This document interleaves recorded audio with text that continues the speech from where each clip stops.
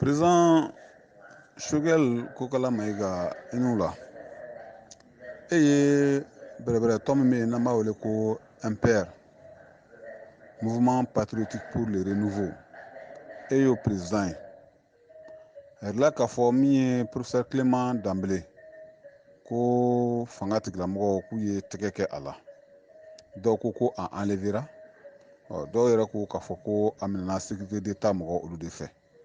Ko ka sababu kɛ ko a ye kunnafoni di dɔ kɛ ko min ni o bɛ dankari kɛ jamana yɛrɛ ka lakana la. O baara min kɛlen filɛ nin ye e hakilinata ye mun ye Clément ale ka minɛli kan? O ye ɲininkali fɔlɔ ye. Ɲininkali filanan, nin bɛ hakilina jumɛn di e ma min ye i ka dɔn k'a fɔ démocratie yɛrɛ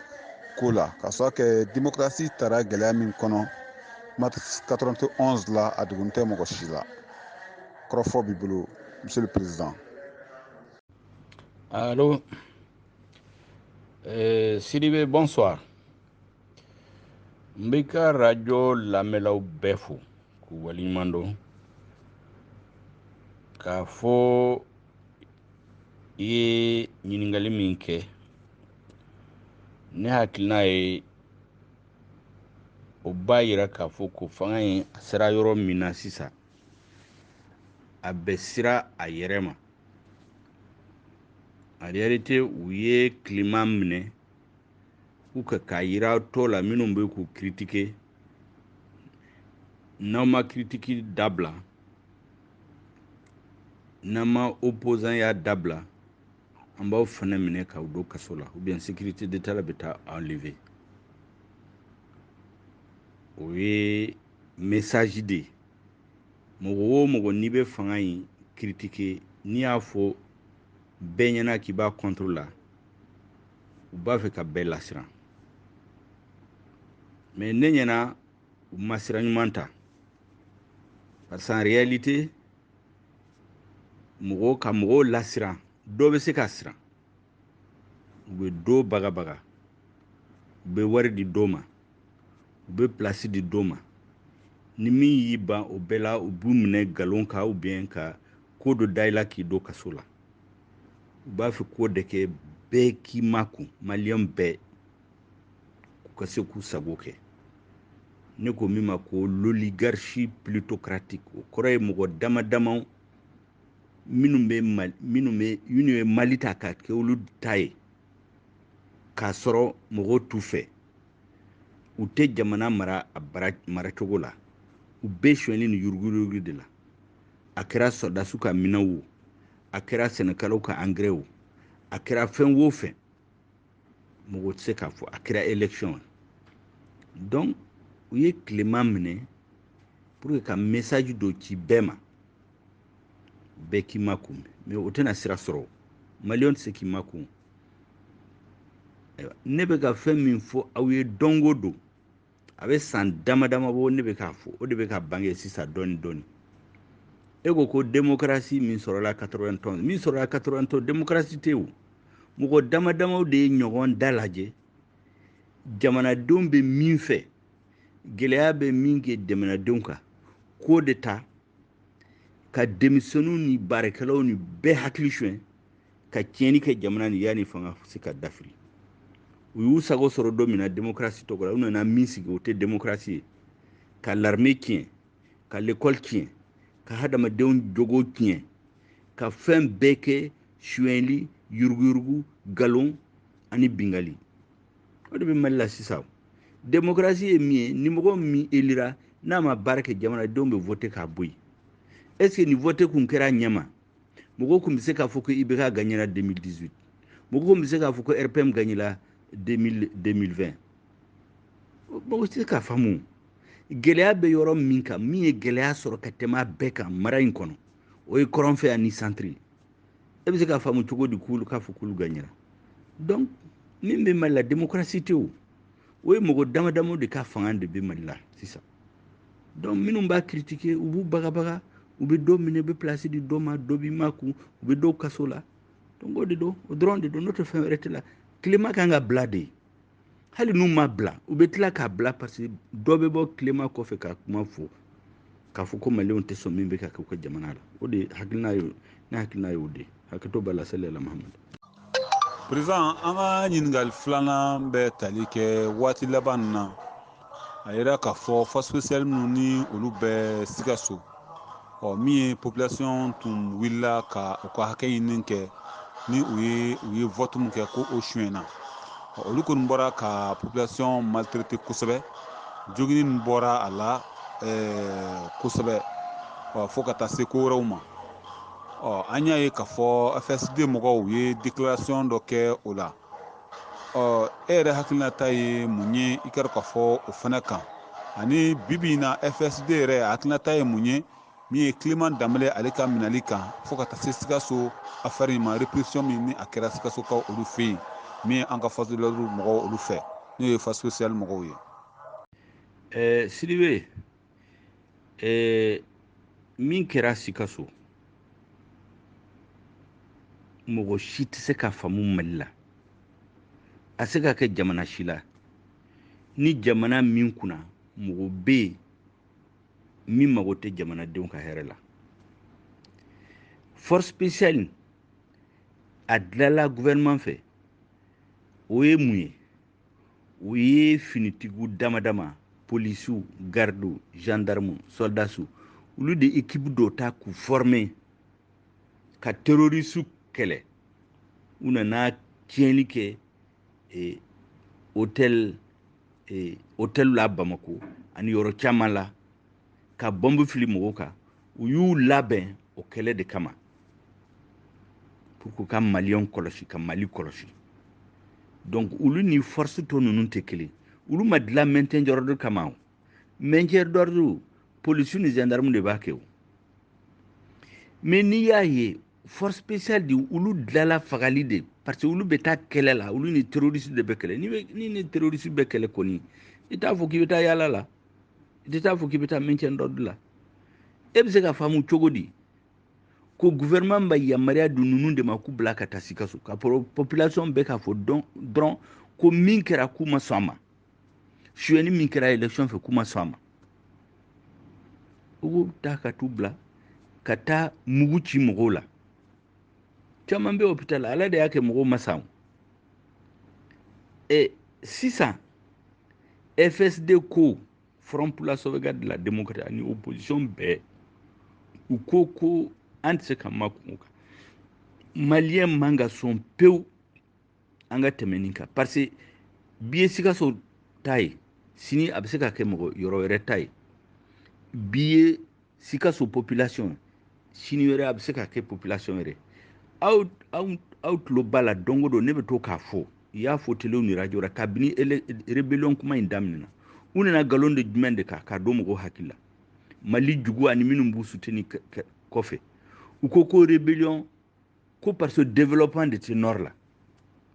ko jamana tɛ k'a dilan n k'u ma ko o tɛ se ka yamaruya di mɔgɔ ma i ka marifa ta ka maliyɛnw faga parce que n'i ye jateminɛ kɛ fantanya yɛrɛ yɛrɛ u b'a fɔ min ma ko la malnutrition sévère mɔgɔ yɔrɔmɔgɔ bin tɛ se ka dumuni kɛ a tɛ ji sɔrɔ a tɛ se ka fura kɛ gɛlɛya bɛ yɔrɔ min la au niveau international u b'a fɔ ko malnutrition sévère a bɛ région min na o ye Sikaso de k'a sɔrɔ nafolo bɛ Sikaso ka tɛmɛ Sikaso de Mali fanba bɛ balo malnutrition sévère bɛ yɔrɔ jumɛn tuguni Kayi région sanu bɛ bɔ région min na ça c'est les statistiques internationales et pour que Sikaso ka ma marifa ta Kayi ka ma marifa ta k'u bɛ Mali tila donc k'a fɔ ko développement de ko de na ni rébellion o ye nkalon ye n tɛ y'a fɔ ko développement bɛ yen hali développement tɛ a tɛ yamaruya tɛ mɔgɔ si bolo o de kama i ka marifa ta ka mɔgɔw faga ka Mali tiɲɛ a filanan n k'u ma k'i ye jateminɛ kɛ kɔrɔlen Sikasokaw de ka ca l'armée la ka tɛmɛ bɛɛ kan fantanya bɛ Sikaso gɛlɛya bɛ Sikaso pour que olu ma muruti olu kun bɛ se ka fara ɲɔgɔn kan k'a fɔ k'olu fana bɛ rébellion kɛ donc o de kama n ko ma k'u ka o justification ninnu k'a fɔ ko de bɛ rébellion de u ko dabila n y'a fɔ don min na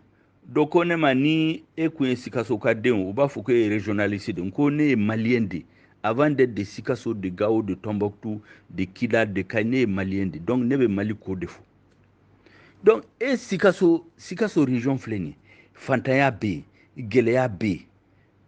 et o bɛɛ la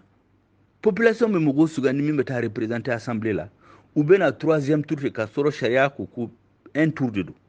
u bɛ na 3e tour kɛ cour constitutionnelle fɛ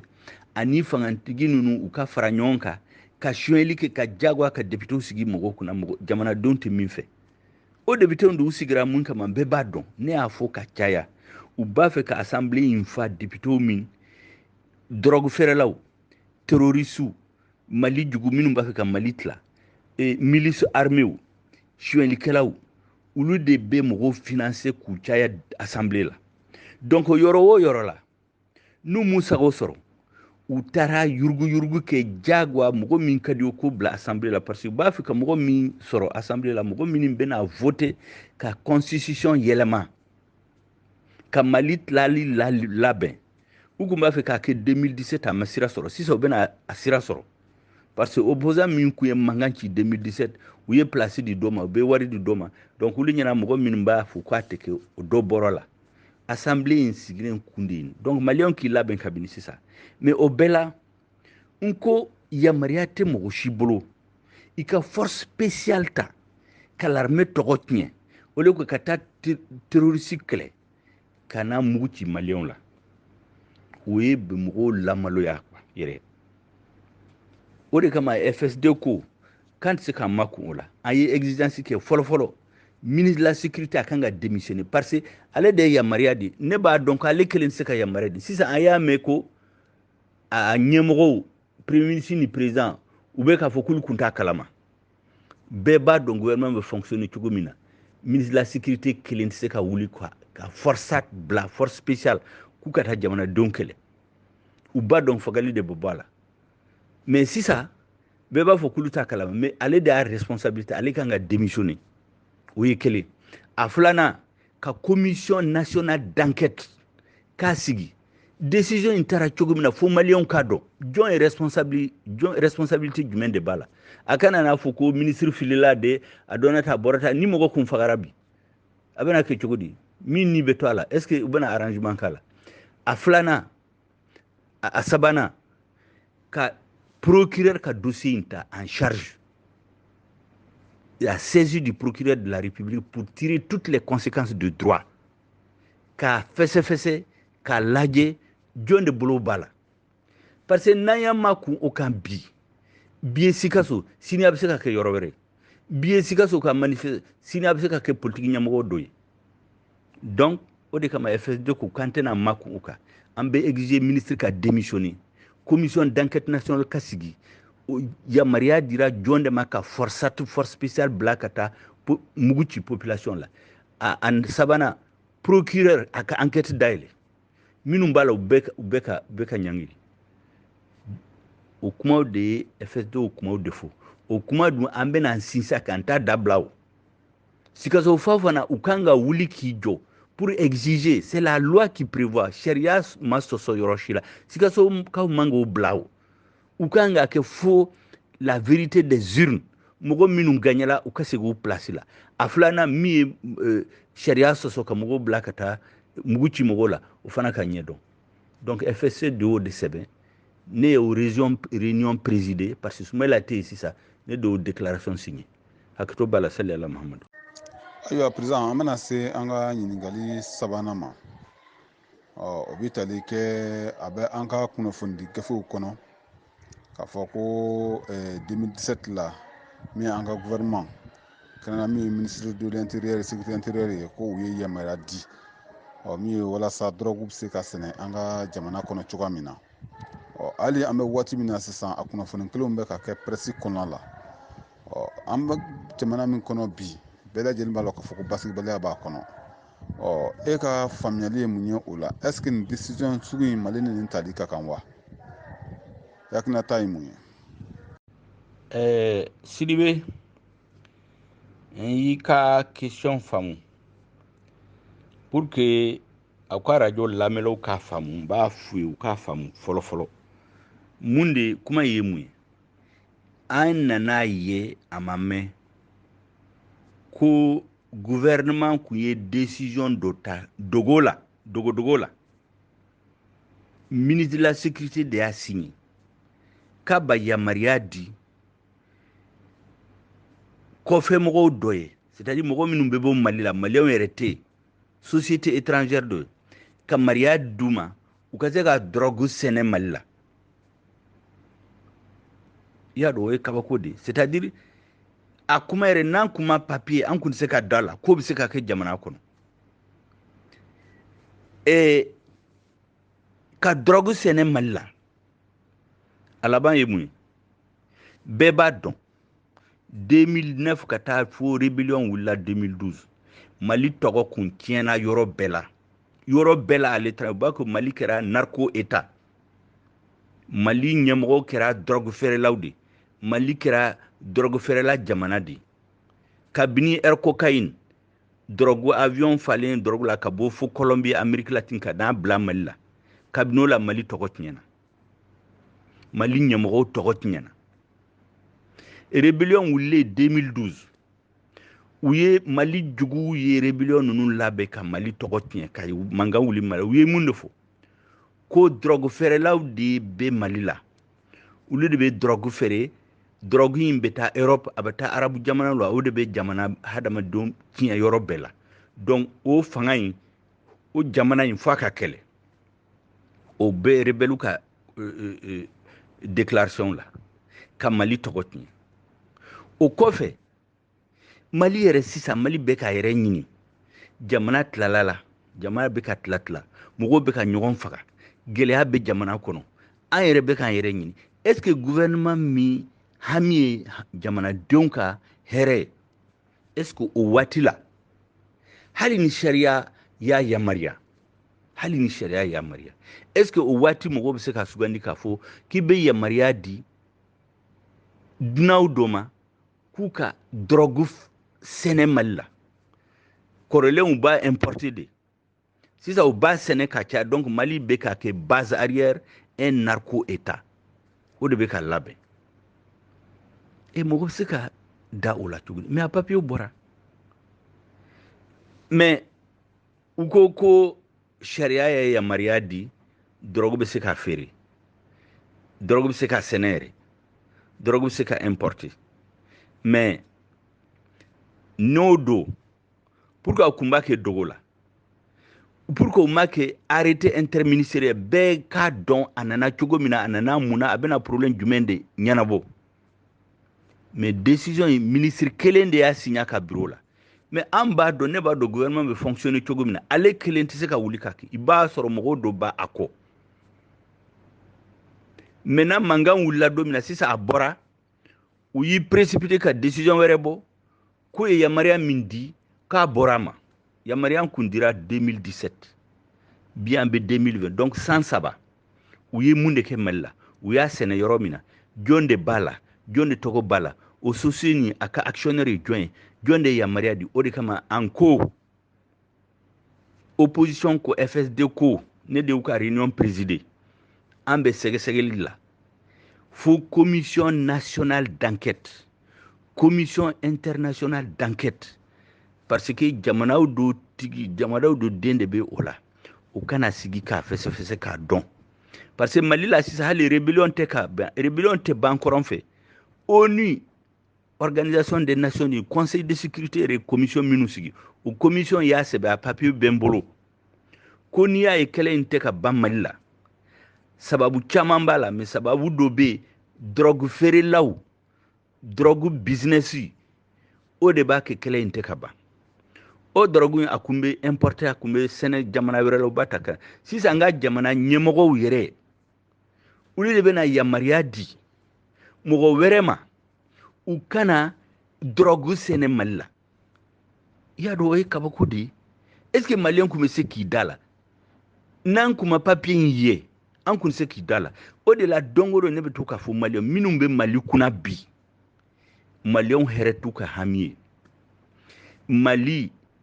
ka jɔ ka tɛ jamana min ye u b'a bonya diɲɛ bɛɛ kɔnɔ o t'u ka hami ye u ka hami ye ulu yɛrɛ nafa. O de kama ko l'oligarchie plutocratique